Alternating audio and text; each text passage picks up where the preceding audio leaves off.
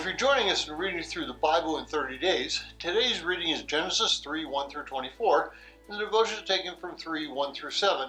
And if you haven't read this passage yet, please stop the video and do so. We don't know how long Adam and Eve were in the garden prior to their conversation with the serpent.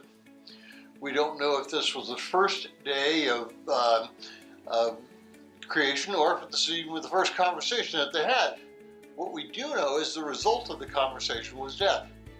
And this death was not only to Adam and Eve, but also death to the entire world.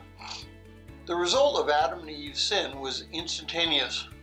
Far from the result that they thought they were going to get, they received a much more shocking surprise. They now not only understood right from wrong, good from evil, but they also understood that they could no longer trust one another.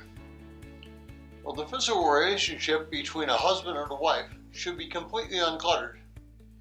In a perfect world, they would bring no baggage to this relationship. They would not only be transparently naked, but also there would be no embarrassment as to their physical nakedness.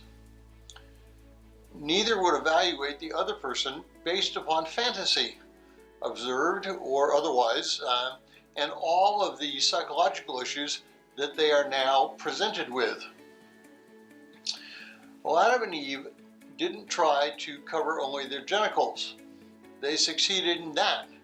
But what they did not succeed in doing was their covering of the rest of their existence. Now their transparency included sin. Not only could they not be honest with each other, but they no longer felt that they could be honest with God. If they'd been honest with Him and had confessed rather than hidden their sin, the result might have been a little different.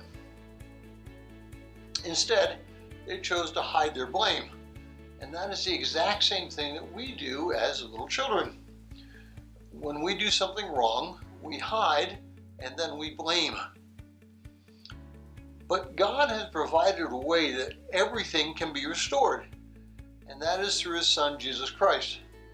That restoration begins with this restoring of the relationship between man and God. Now, frankly, it's still a pretty rocky relationship because man keeps getting in the way. But the longer that he walks with God, the easier it will be for him to maintain that relationship. And the relationship with his wife will also become easier and more transparent. They'll still struggle, but because each has a relationship with God through the resurrected Christ, they will live together and they will come closer together. And that will be closer to what God designed in the beginning.